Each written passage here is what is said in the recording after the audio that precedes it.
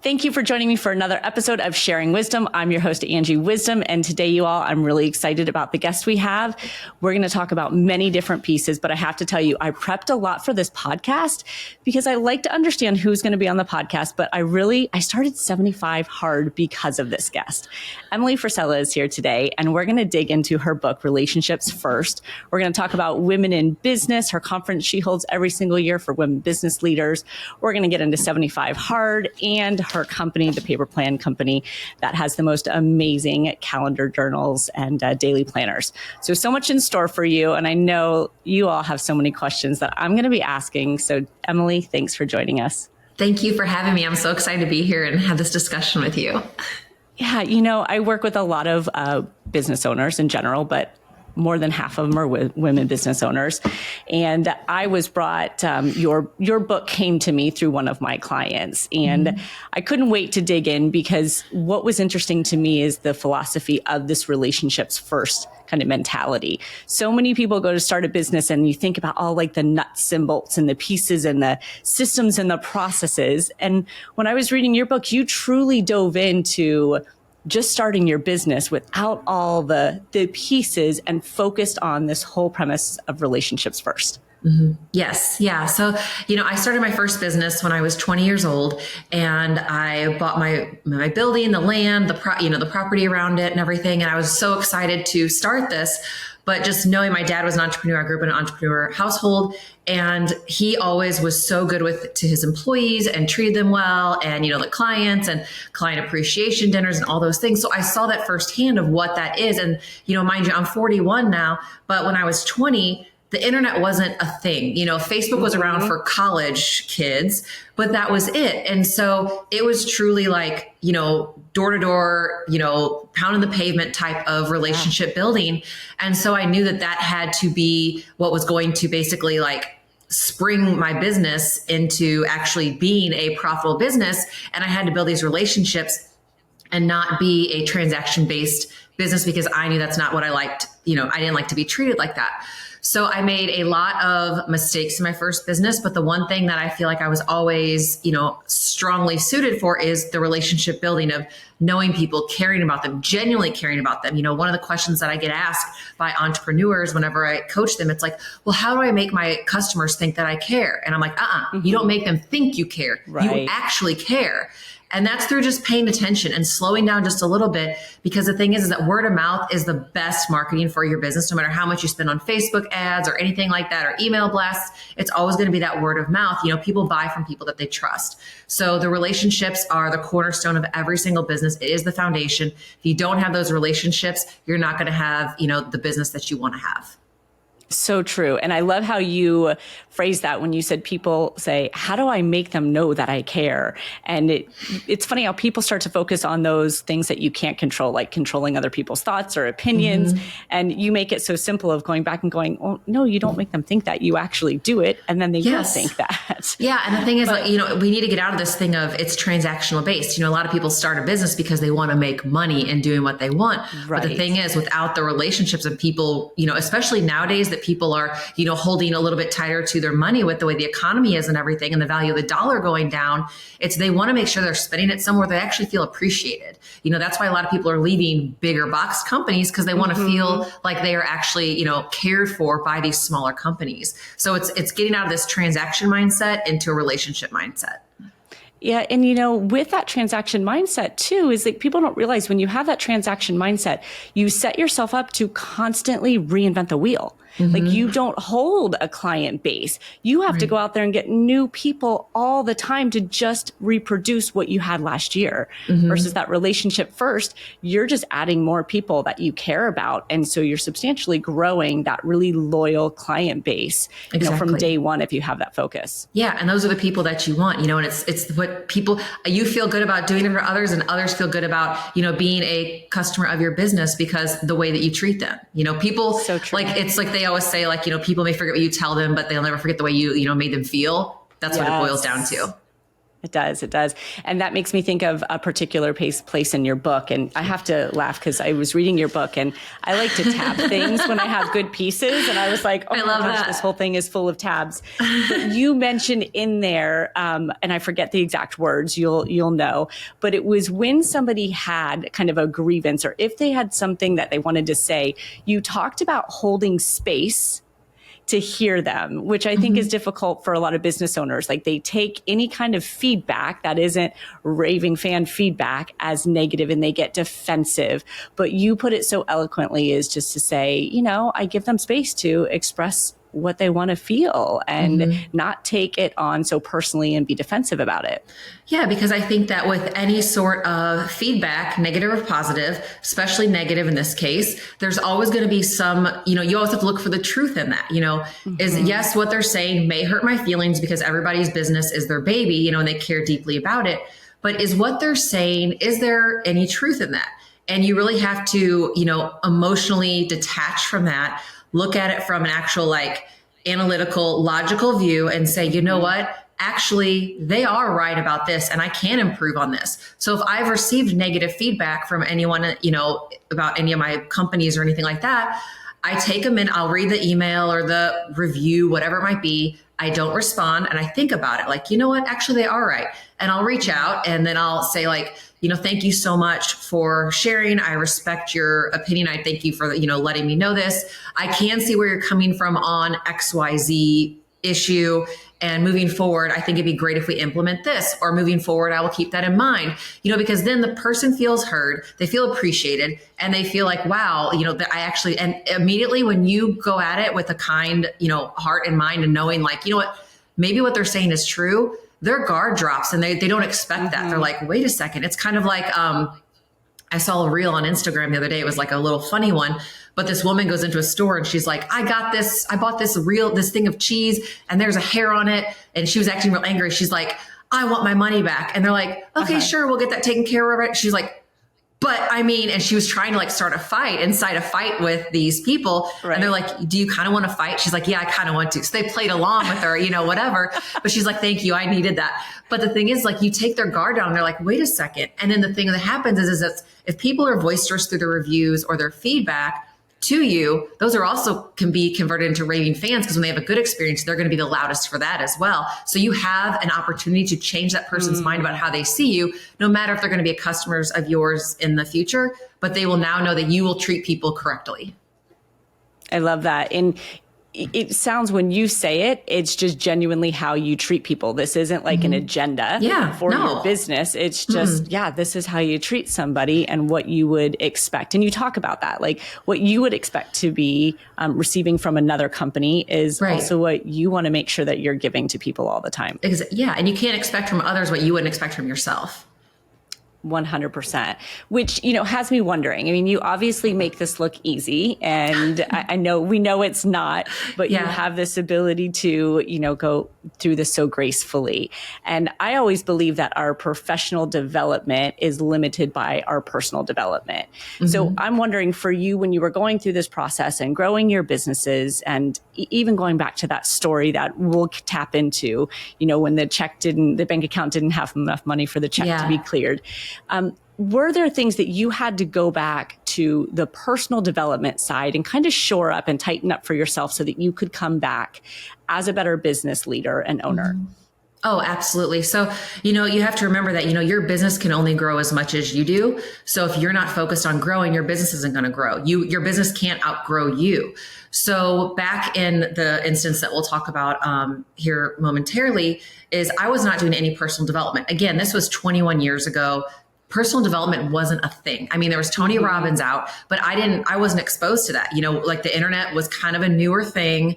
There wasn't, it's even, it's funny because talking to younger people, it's like, when the bank situation, there was no online banking at the time. It was like you had to wait to get your statements. So, I mean, the internet was still fairly new, wasn't highly accepted. There wasn't as much information available. And I grew up in a small farming town and I wasn't exposed to that. I didn't know anything about personal development.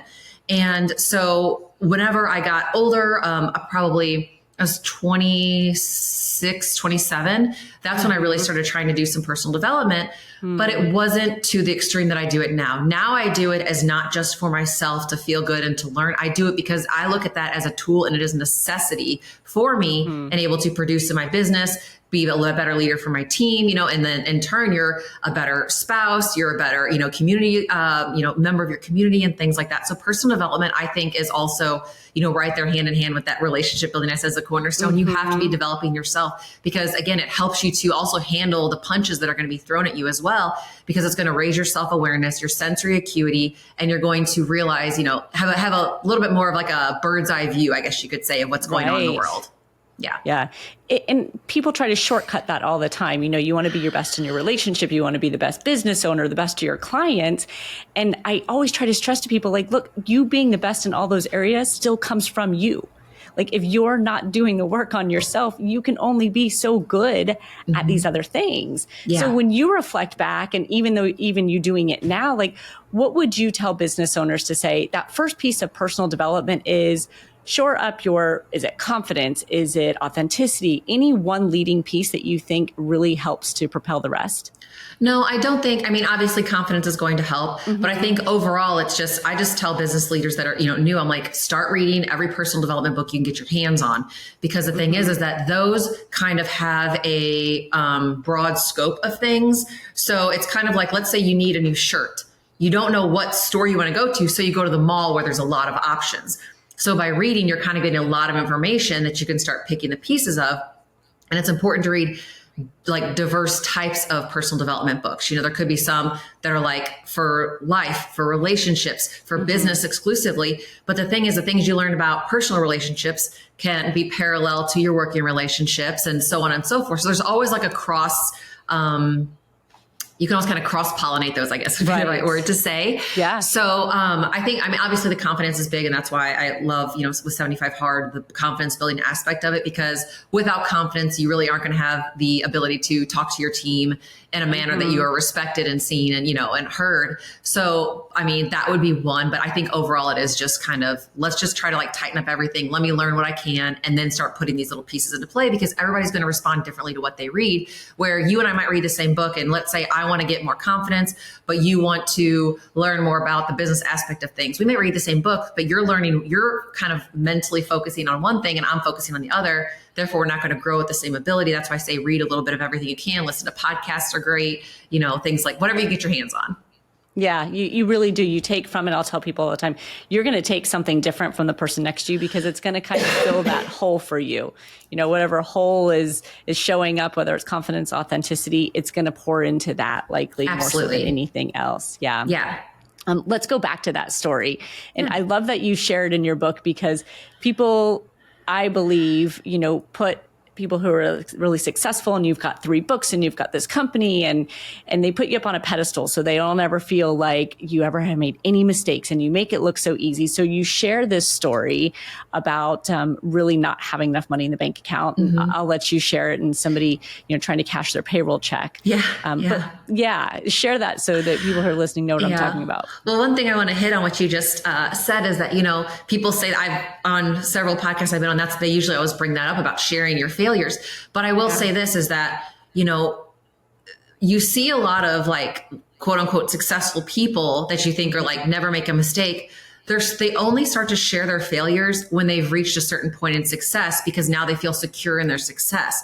I feel secure in my success and my knowledge of business operations now that I finally felt available and willing to share that failure that I'm going to explain here shortly. So I finally felt the ability to do that. The thing is that everyone fails over and over again. For every 10 steps you take, you're going to fall flat on your face. So it's, that's something very important to remember. So there's never anything that's all butterflies and rainbows in this world whenever you're running a business.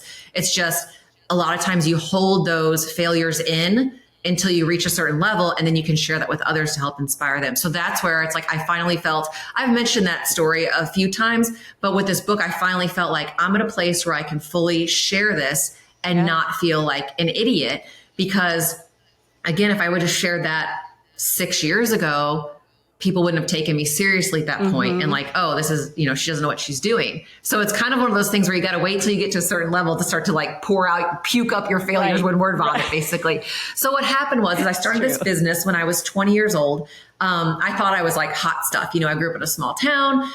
You know, all my friends were graduated, going to college, and I just went to college for a year. I had a scholarship I needed to use. I didn't like school. So I'm like, I'm just going to go get my associates. I'll go 6 days a week to get it done a year early, that I can just use up my scholarship money and move on. I hate it. I just wanted to have a business. So I just went to school for a year. So I was out of school already because I graduated when I was 17, went to school, and then bought a house when I was 19, redid that. And then about a year later, I found this property and wanted to start my business. So I bought that and opened a luxury flower shop, gift boutique. It was tuxedo rentals, wedding rentals, in-home decor, all that kind of jazz. And doing this, I thought that being a successful entrepreneur was in my DNA, because my dad had been an entrepreneur and successful his whole life. He had trucking companies and brokerage firms. So I was like, I've got this, you know, this is like in my blood. And I was so proud, you know, and when I say proud, I mean ego. I was so in my ego that I refused to ask for help, because I thought, you know, I can do this. I've got this, you know, this is again in my blood. And this is again before online banking or anything like that. So I'm about a year into business, and I have 6 full-time employees at this time. And one of my employees, she banked at the bank that I also had my business account at, so they could immediately see how much money was in the bank. So she comes to me after I cut their paychecks this day, and she pulls me aside and she's like, Emily, she's like, the bank won't cash my check. I was like, what do you mean? She goes, they say there's no money in the bank. And I'm like, what? And again, this online banking used to get mailed your statement. So you didn't know how much money you had unless you called the bank or you got your statement. And I had 4 months of statements that I just hadn't had time to balance. I was like, oh, it's no big deal. I'll do it later. I got money in there, whatever. And so I grabbed her check, and I was so embarrassed because when she said that, I really didn't know there was a problem. But you know that feeling when you feel like something's wrong and you get real hot, feeling like your nerves? Oh, yeah. I had that heat feeling all over my body. And I said, let me go get this straightened out. There's a mess up. So I drive up to the bank, which is only like maybe a quarter mile up the road. And the clerk tells me, she says, yeah, you have $42.86 in your account. And I said, what? And she turned the screen to me, and I was like thinking there should have been a lot more zeros behind there. I mean, I wasn't rolling in dough by any means, but I had enough to cover payroll, I thought, you know? And she goes, no, she's like, this is what's in there. And I was like, oh my gosh. So then I ran to my house, which was again, only a mile. So luckily everything was very close, so I could get this handled quickly. So I run to my house and I get my savings account, and I go back to the bank. I put some money in my account because I'm thinking, well, shoot, if their payroll checks are bouncing, I have other checks out there that are going to bounce as well. So I was trying to quickly calculate what checks have I written in the last like 2 weeks. So I put that money from my savings account into the company, and then I withdrew cash because it was going to take a while to process that, because this was on a Friday during payroll. They weren't going to actually make that money hit my account till Monday. So I'm like, I've got to get cash out to pay everybody. So I pulled cash out to cover payroll. I went back to my office and I told them all, I was like, hey, the bank messed up. It's going to take a little while to get this all straightened out.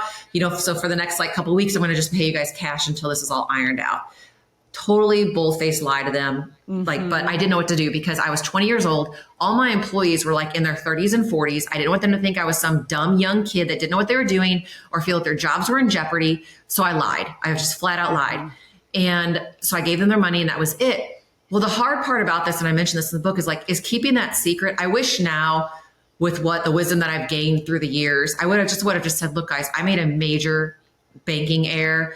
Okay, so I'm going to pay you cash. We're going to get this back on track, but I'm going to need your help to drum up business. Let's get some cash flowing, blah, blah, blah. That would have been the right thing to do. But what I did is with my lie, now I had to work my butt off by myself to cover up my financial errors and cover my tracks with my employees without alarming them. So then I had to get super resourceful, which looking back now, that lesson was the greatest lesson I've ever learned in business.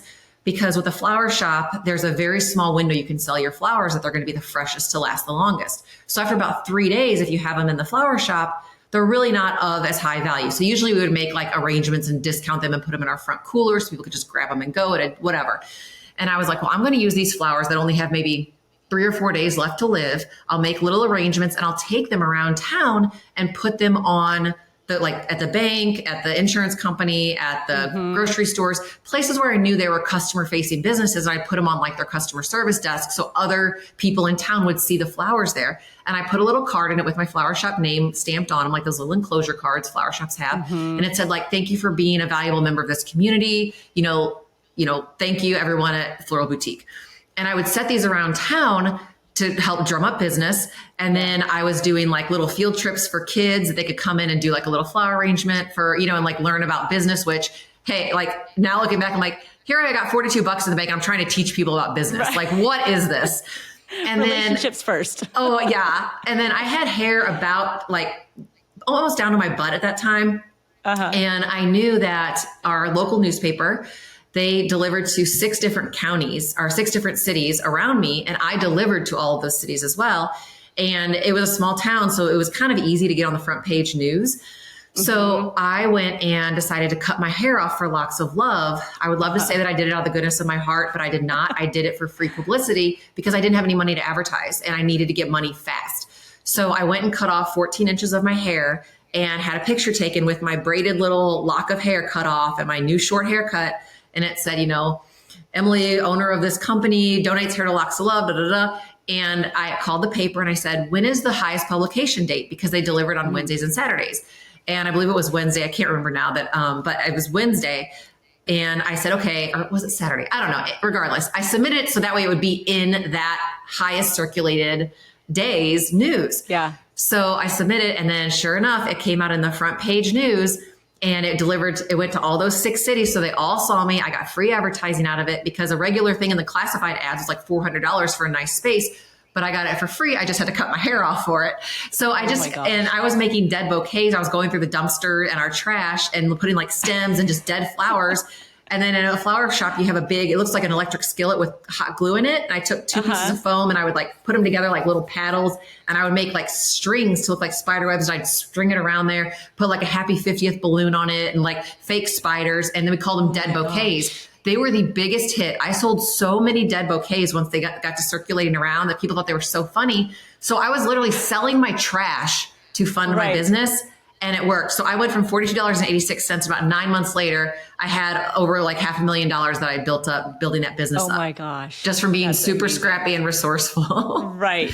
So it's almost like you had this story that, it was almost a blessing, right? And I know you believe in the whole gratitude aspect of it too, but for sure, when you're open to receive that message, I mean, look at what it created for you. Yeah. Because the resourcefulness is just off the charts. I don't know how many people would cut all their hair off and use their leftover scraps to get money. I was doing anything because I didn't even tell my parents. So they didn't even know, because I had moved out, I was out of the house. But then after that, I did hire my mom to come in and straighten out my, because I had an accountant, but it was, back then I just did it quarterly. So I hired my mom and she came in and worked for me for about 6 months to a year and got like all of my books straight and like got me back like to square one. So thank you, Mom. Thank goodness for mothers. Yeah. Yes. But I'm wondering, do you think, sometimes I feel like it's that resourcefulness. I'm very much that same way. Like I never fear that I won't be able to get something done or make things happen. And sometimes I think it's that resourcefulness that can get us into those spots, those sticky situations, because you just don't worry. You know that if something breaks down, if something goes wrong, you will figure it out, whether you have to sell your hair or do whatever, you are going to make it happen. It definitely makes you less fearful and willing to take more risks, because I told somebody that a couple of weeks ago. I was like, it's almost a double-edged sword because you're willing to jump knowing you'll be able to build a net on the way down.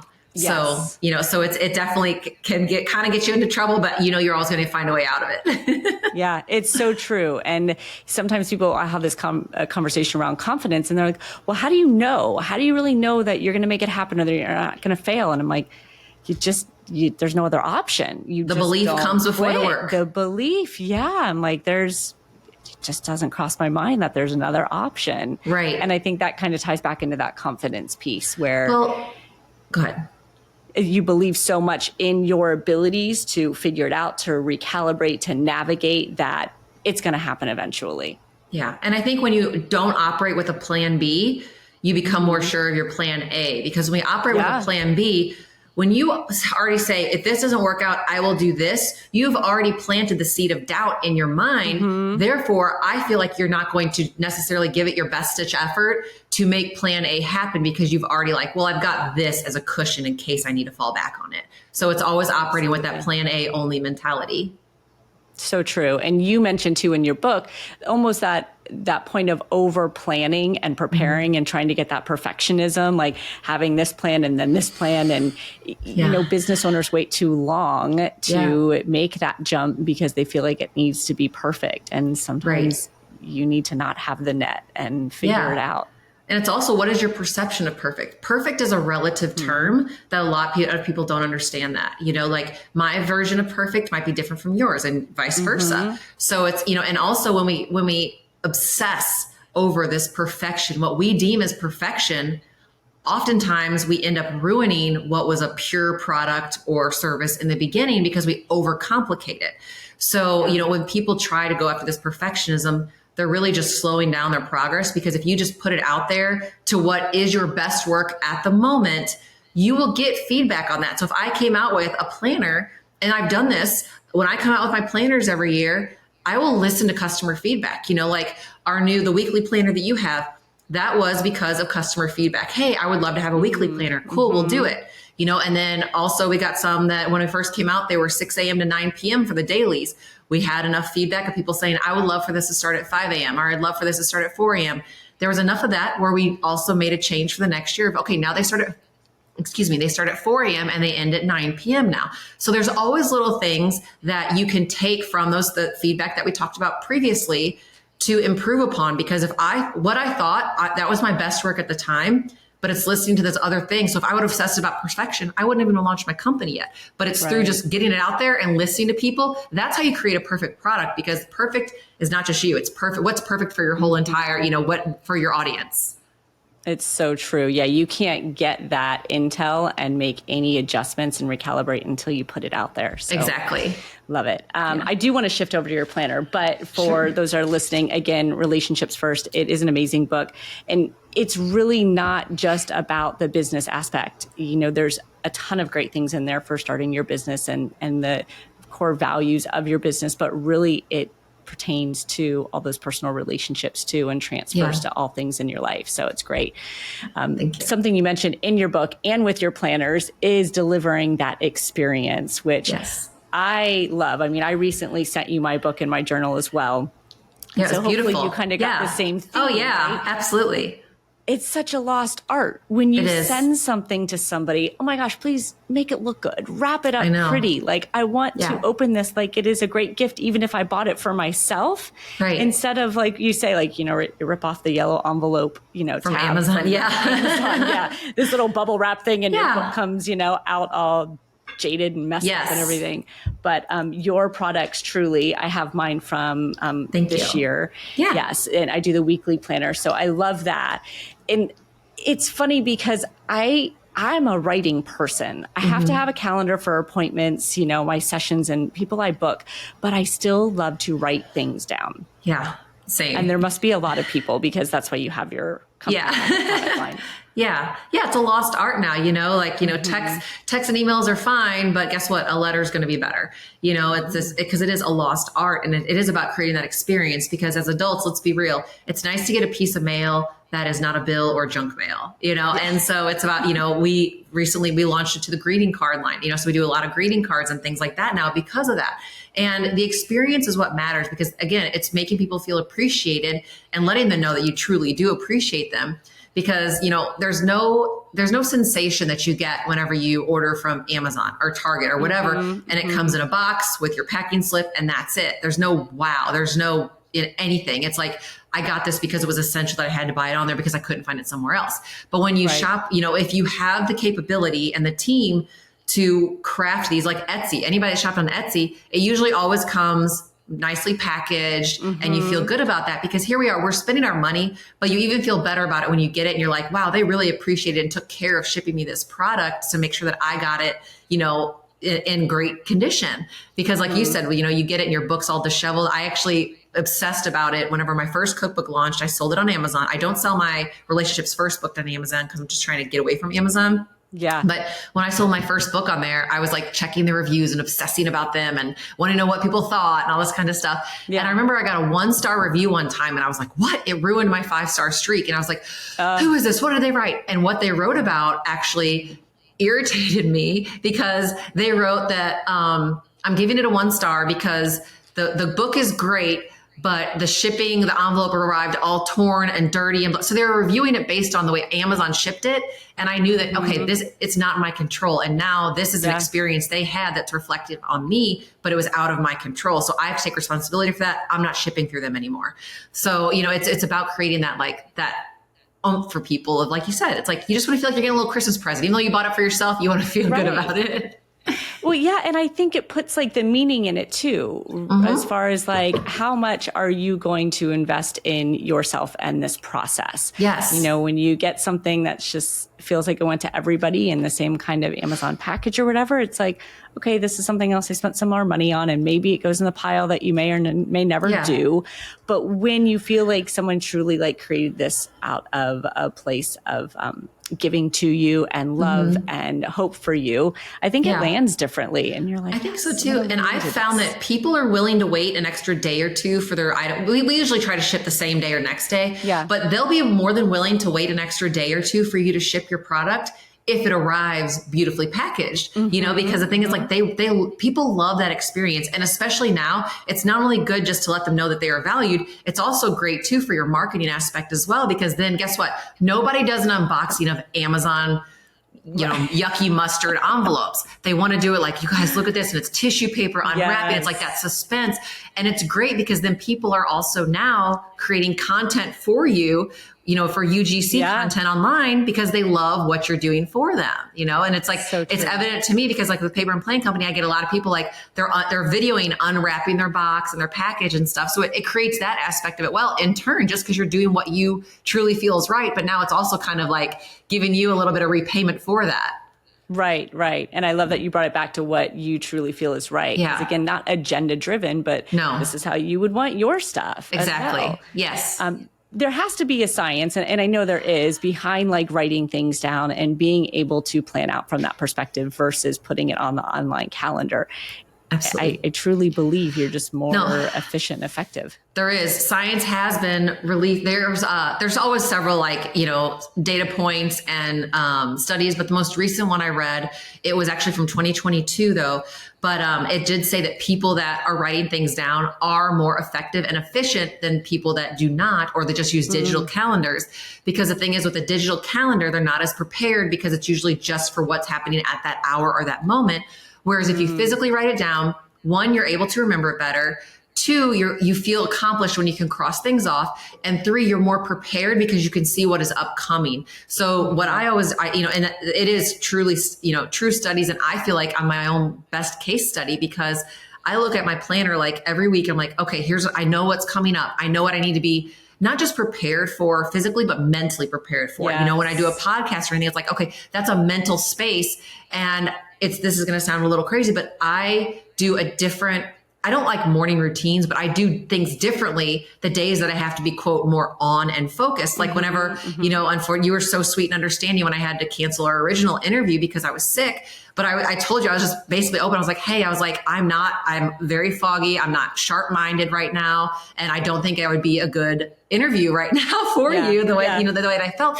But it's like when we plan and prepare like that, we're able to show up as our best selves in every avenue that we have. It's so true. And I had a conversation actually with my son the other day. He was talking about, he does videography, and he was like, I did all my stuff on the outside, and I had the hair, and, you wash your face and you get your clothes on. And he goes, but, I didn't really go through my morning process and my morning routine because he was somewhere else. And he was like, it's so pointless to get ready on the outside if you're not ready on the inside. And I thought, absolutely. What an amazing thing for like a 20-year-old to say. But It's so true. Like you get into this space mentally where you prepare for your day or whatever is on your agenda, and seeing it in front of you like that instead of just trying to turn over the thoughts in your head of it. Yes. Is totally different for preparation. I agree 1,000%. Well, I'm excited about your new launch. You Thank revealed you. your covers just last Friday. Yes. So exciting. I'm all about the Is it Golden Peak? Golden Peak. Yeah. Yes. It's Golden Peak. Yeah. Yeah. That was the one we had the hardest name coming up with. I don't know why, because we have to name all. Yeah. And we were like, mountains. What do we call this? Do we call it like, we were just like all over the place. So yeah, the Golden Peak. Yeah. It's one of my favorite ones. I love the green on it's beautiful. It's like a really pretty jade color. I'm excited for you to get it.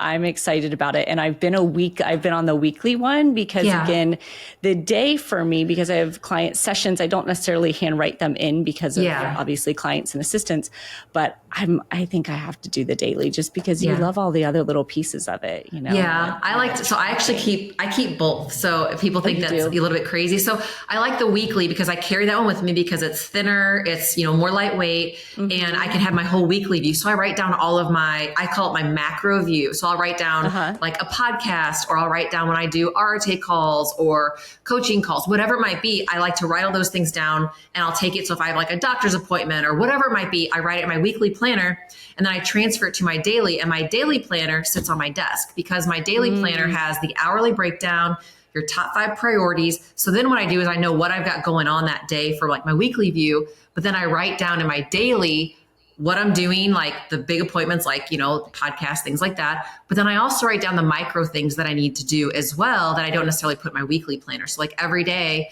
because I have my companies, but then I also manage my husband's brand of several different entities.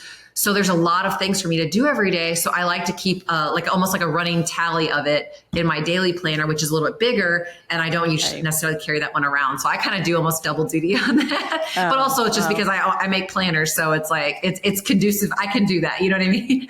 Yes.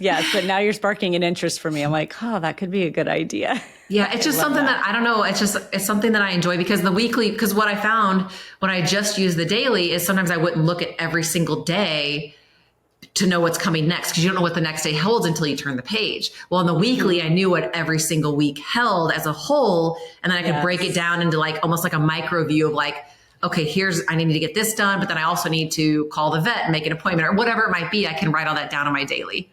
Yeah, it's true. And, having that visual kind of dashboard, I like to consider it is super helpful. And one of the number one things people, I think, come to coaches for, and you probably experience this as well, is that time management aspect. I have so many things to do and I don't feel like I have enough time. And it's very rarely that you don't have enough time. It's that you're managing your time really poorly in order to get in those things that are a priority. So I feel like it's such a good almost starting point to go, look, you can use this how you need it and start planning out some of your day. I love the water tracking and things like that. So thank you. It's huge. Do you use that when your clients, if you're doing coaching and helping them get on time management? Yeah, it's all about time management. So, I would say probably 60% of my client base came to me originally for time management skills because they knew what they needed to get done. They didn't know how to get it done. So I always recommend to them using an actual paper planner. Again, it's not to promote my own products. It's just, and I even tell them like, you can just write it in a notebook if you want. You don't have to buy my stuff. Just write down your day because it's not even just to know what you're doing that day. It's also an audit of your day as well. Like if you're running an hour behind, what did you do to get behind an hour? How can you actually go back and kind of study your day and realize, you know what? If I would have gotten up 30 minutes earlier and done this first. So it can almost kind of be a teacher for you is like, okay, wait, now let me kind of move my day around to make sure that this doesn't happen again. Another tool that I highly recommend to them is a time cube. I'll show you so this is something that I've used for years and you can get them on Amazon. They're like $19. I have them linked in my little Amazon store. But what this is it's just a little plastic cube with 60, 30, 90, or 30, 60, 15, 5. Yeah. And then there's a little time here. So then whenever they have something in their planner, let's say they're booking 15 minutes to do, they're going to get back to DMs in their Instagram for 15 minutes, or just might be a mental thing. It's also good for parents with their kids with like iPad time or screen time. All you do is you would just select, okay, I got 15 minutes to get this done. And then you just turn it on. and it beeps and you put it face up and then you can see it counts down there. Yeah. It counts down the time. Sorry, when I turned it, it did it 60 minutes. It's 60, and then, yes. And then it goes, beep. It's like a little alarm when it goes off. And so I always recommend them do that, because then if they're booking 15 minutes and now their alarm goes off and they're not done, okay, well, now you know exactly how much longer you should have allocated for that time. So it helps to train you, but it also is something that I do. If I know, like, okay, I've got 30 minutes before I need to leave, I'm going to get as many emails caught up as I can. I set that as a reminder to make me stop so I don't lose track of time. But also I play it. It's almost like a game competing. Like I'm going to beat the clock, like beating your GPS to a location, when it says you're supposed to be there. So it's like that. And I always tell people too, it is great for the kids' screen time, but also like, okay, you can clean the room in 15 minutes, and you set to make it a game out of it. So it's got a ton of multi-purpose. Again, it's like $19 on Amazon. It's a great investment for you for time management. That is amazing. I mean, that it's huge. I tell people to set timers on their phone all the time, but the problem is then you pick up your phone and you get lost down some rabbit hole of either social media or emails or something. So that I absolutely love that idea. And that's going to be a big helpful tool for everybody. So that partnered with the planner. Yes. Game changer. Yeah. Yes. Thank you. Speak to me about dungeon days as you're talking about time management here. And I know we don't have a ton of time left, but I want to get into 75 Hard and Women in Business real quick too. But dungeon days, you're talking about time management and doing all this, but being able to block out time to grow your business to that next level. Mm-hmm. Yes. And you refer to them as dungeon days. Yeah. So the name Dungeon Days, I started those probably about 8 years ago. And it was because at our last house that we lived at, my basement, our spare bedroom, there was one in the basement, and they had like one window that never got sun in it. It was just like the opposite facing side of the house. And so it was just like, I would just call it a dungeon because I was in the basement, and I would basically lock myself in my quote dungeon all day and get things caught up. So the dungeon day aspect came when I felt like I was just spread so thin. I was practically like invisible because I had so many things going on. And I was like, I don't ever have time to really work, on the business, not just in it, and to get little things done. Like, one of my things today on my top 5 is to get all my emails caught up in all my inboxes and things like that, and it's maybe a couple hours, but it's like, I never set aside time during the week except on my dungeon days. And today was actually on one of my dungeon days. So what I do is I usually don't do any sort of like interviews, podcasts, phone calls, coaching calls, nothing. It is my day, nothing to do except just get my workouts in for 75 Hard. But what I do is I write down in detail, what do I need to get done today? And then I just do nothing but just knock those out. I don't even accept calls, nothing. And I put my phone on D&D so I'm not distracted. And then I just get all this work done, because then it's like, I found if I just have a few hours of uninterrupted time, I can make massive, massive progress in my businesses and feel good and caught up. So I usually do those on Thursdays or Fridays, depending upon the week. I usually try to do them on Thursdays, but sometimes I do have to push them to Friday. And usually the same day of the week works best, I found, because then, never book on this date. And then no interruptions. I just get to it and get it done. And then for the weekend, I feel relief because I'm not having to be on my computer all day on Saturday or miss family events that are on the weekends because I have so much pending things that I have to meet deadlines for. So it's just a little something that I just, started doing. And some people can't have a whole day. Maybe they have a half a day, just whatever you can do. Even if maybe it's 4 hours a week of uninterrupted time with no disruptions, that's what you need to do, because it's completely changed the trajectory of my business. I can't stress and back that up enough. People, if you're always working in your business, it will never kind of elevate to that next level that you want it to go to. You've got to allocate that time to take it to the next level. Yeah. So I just wanted to kind of have you share that so people knew from you that what it does to that business level. Oh yeah, it's huge. You mentioned 75 Hard a few times. I've been chomping at the bit to talk about it. It has been so life-changing since I started embarked on this. Yes. And like I said, you motivated me to do it because I really, when I have a guest on, I really want to be able to kind of talk about the things that are going on in their life. And I don't know. I never really was interested in doing it before. And then I got into it and I'm obsessed. I'm like, can you just live this way? Because the amount of energy and focus that you have is insane. Yeah. And that's what's so huge. So 75 Hard is like the boot camp of the Live Hard program. So that's 75 Hard, which is 75 days. And for 75 days, you do 2 workouts a day. One has to be outside. And then they have to be 3 hours apart. You drink a gallon of water. You eat a diet that's, aligned with your goals, like whatever, to gain weight, lose weight, lower your cholesterol, whatever it might be, with no cheat meals, no alcohol for 75 days. You take a progress picture every day, and you read 10 pages of a nonfiction personal development book every day as well. So you do this for 75 days. And with this program, a lot of people, they'll see it like almost like a weight loss quote challenge, which that's not what it is. That's a wonderful byproduct of it, because you get in great shape. But the thing is, it teaches you time management, discipline, grit, fortitude, self-belief, self-esteem, all of this by doing this, because you're keeping your promises to yourself that you made. And the crazy thing about it is people think, well, that's so much stuff to do, I don't have time for it. But then they start it and they realize how much time they were actually wasting prior to starting the program. And then they start it, like you just said, it's like, now I'm obsessed with it. Like, I have so much more time and energy. I feel better about myself. I'm eating better.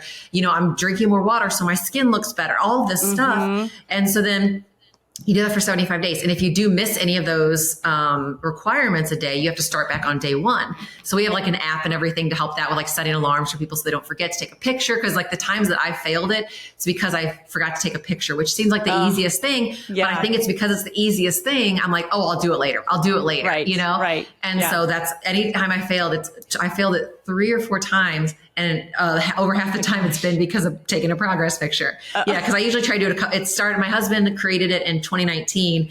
And so we do it a couple times a year usually. And then after you finish 75 hard, you can go on to phase 1, which has a few more requirements. Then you have to wait at least 30 days and start phase 2, because that way it's kind of like taking the water wings off, you've had this guidance, these are what you're supposed to do. But when you have 30 days of no actual program, what are you going to do? And then that's kind of like a test to your mental fortitude and toughness.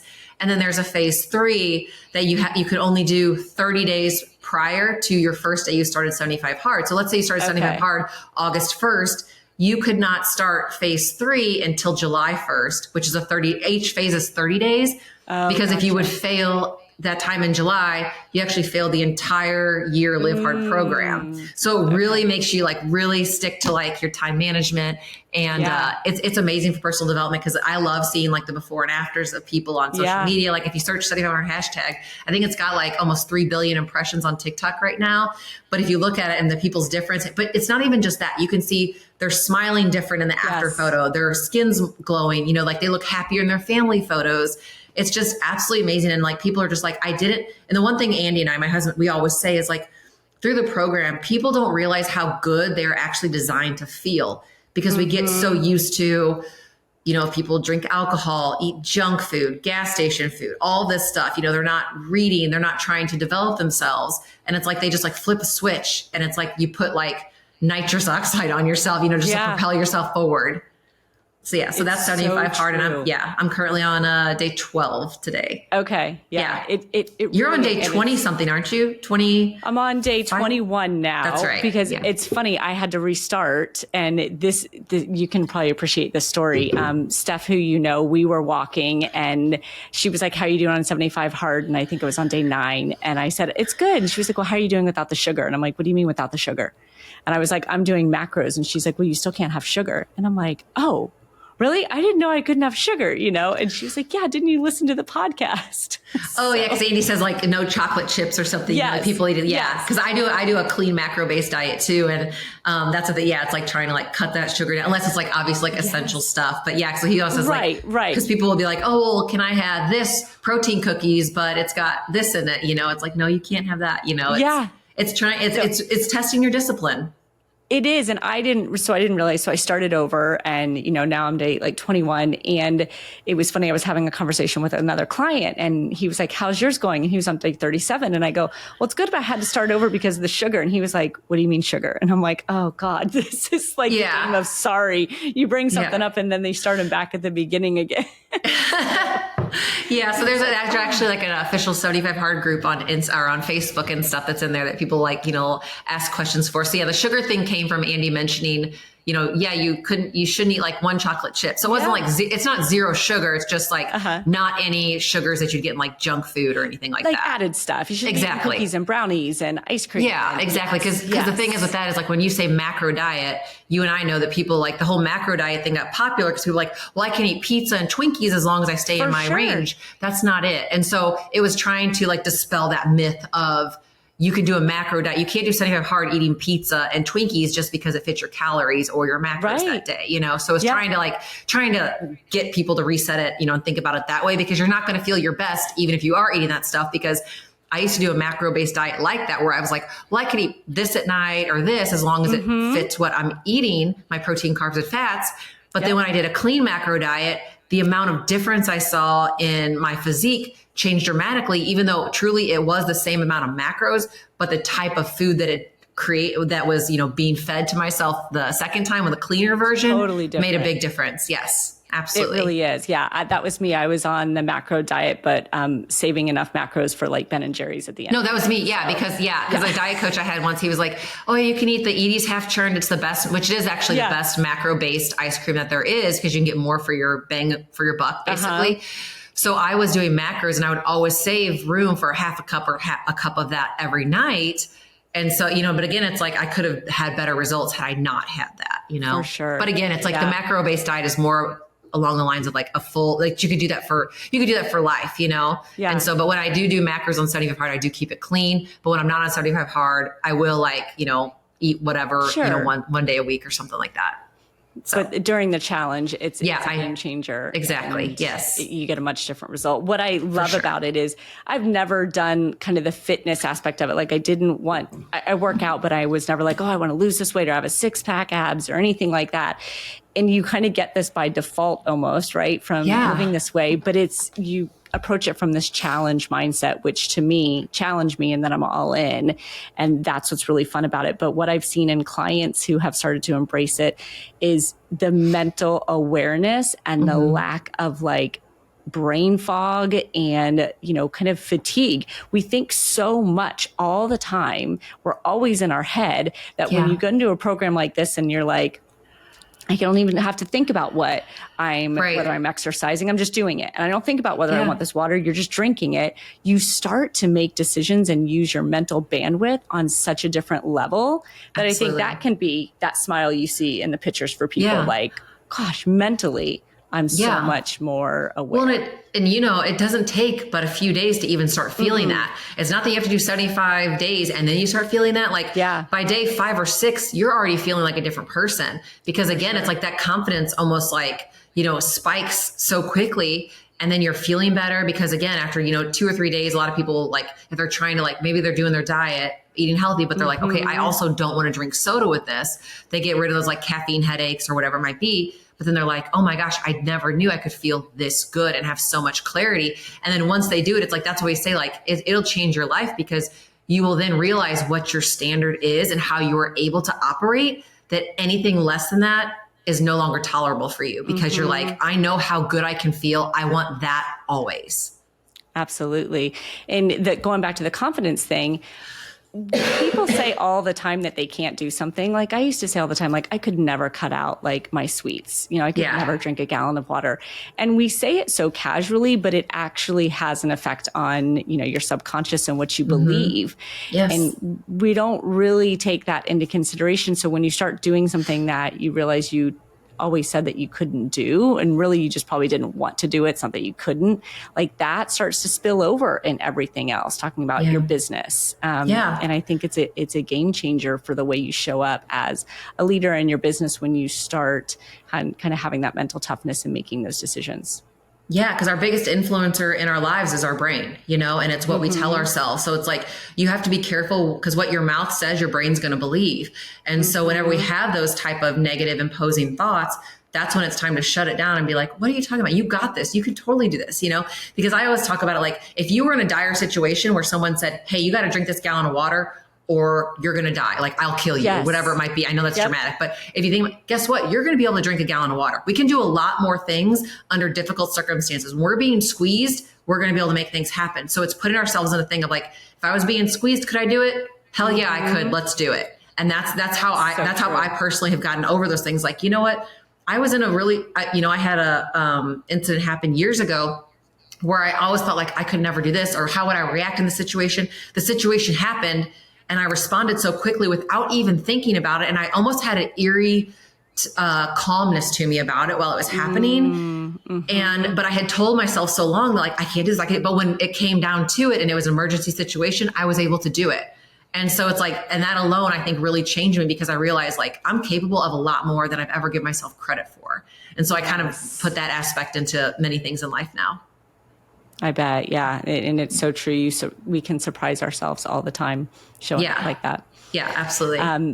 I do want to touch on women in business real quick, because that is definitely a highlight there. I've heard wonderful things about it. I haven't yet been able to be there, so it's happening next year. Yes, it's going on the agenda for sure. But what inspired you to start that? Yes, it's going in.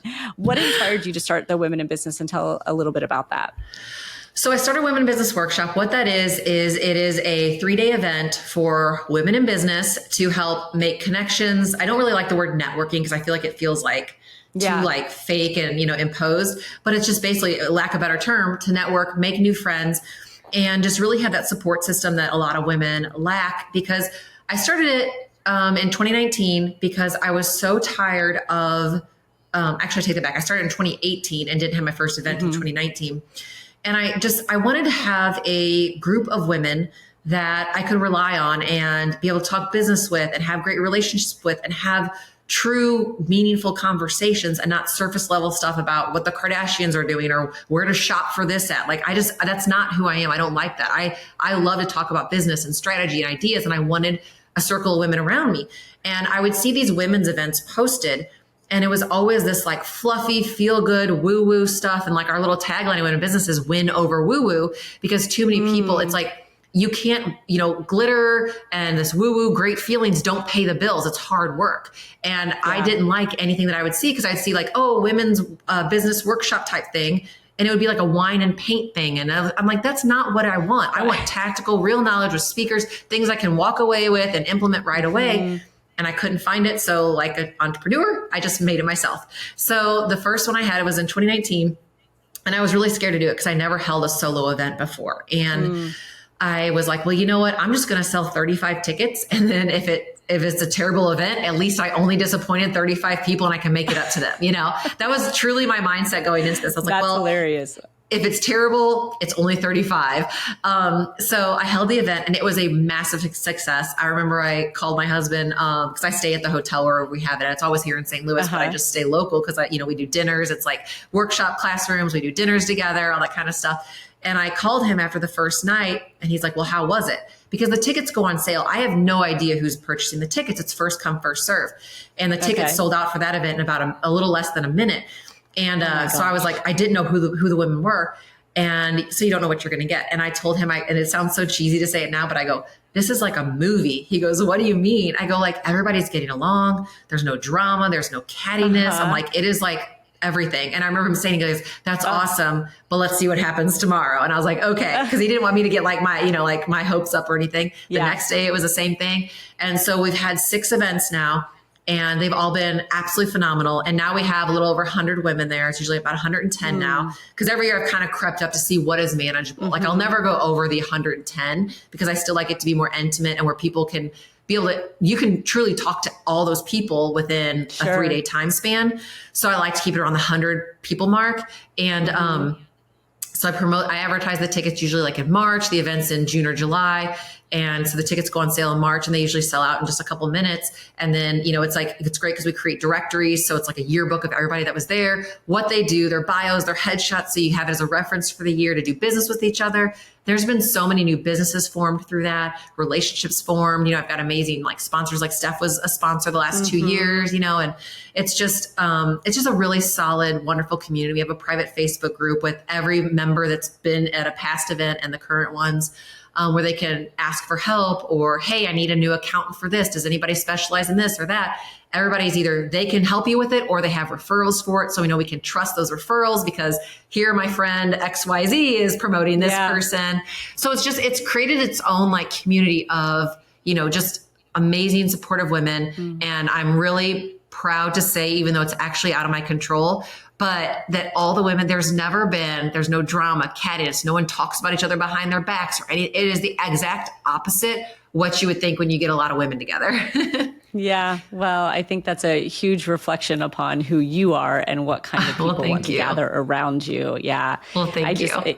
I love that. So, I mean, you probably hear it all the time, and so do I. Like, women want that group of people to connect with and to share with and to learn from. And there just isn't a lot of it out there in that real authentic, pure form. You know, this is an event that you're hosting to sell something. It's truly this place you're bringing people together, going back to your whole relationships first aspect of what you do in all of your business. So I think it's beautiful. And I've heard such great things about it.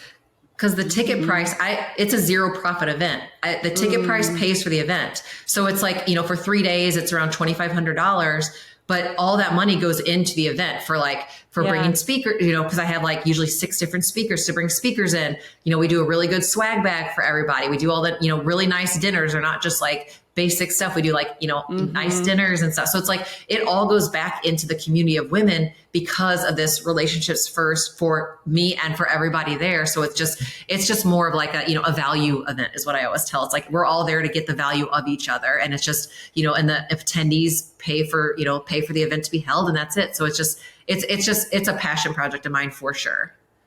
Well, it shows. Definitely shows. Thank you. So I know everyone's probably thinking right now, like, if there's a limited amount of tickets and they sell out in minutes, what is the best place to be?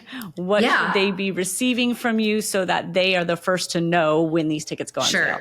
Yeah. So the best thing is just if you go to my website, emilyfrisella.com, you can sign up for my emails, because I send out emails. They're never like spammy. It's always like, you know, recipes or organizing tips or something actually of useful. It's not like these like constantly spammy sales emails or anything like that. But that's whenever I announce when tickets will go on sale, like where at, what time, where to be, how much it's going to cost, all of that stuff. Because I always give newsletter people that subscribe kind of like the first peek of when it is, and then I'll promote it on Instagram and things. And then that way everybody knows where to be at what time to get a ticket.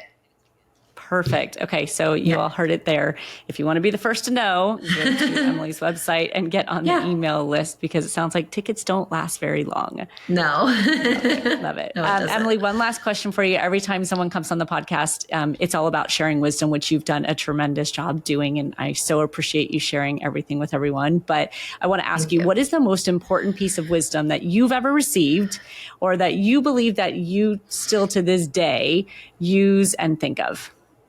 You know, I say this all the time, and I would definitely think that it's I have 2 pieces. So one is do first what you don't want to do most. I actually have that framed on my bookshelf here, and I actually make a notepad that says that on there, because I feel a lot of times we get in our own brain and we postpone things that could be done right away. And so it's like, just get it done, do it first. And you feel so much more accomplished, because it's almost like creating that confidence through the day. You know, people oftentimes, you know, and I still fall victim to it. I've put something off for 3 months, and yesterday or 2 days ago, I did it, and it took me an hour and 15 minutes. I'm like, then I was mad. Why did I wait 3 months to do this and let it way over my head? Because I thought it was going to take 8 to 9 hours, and it didn't take that at all.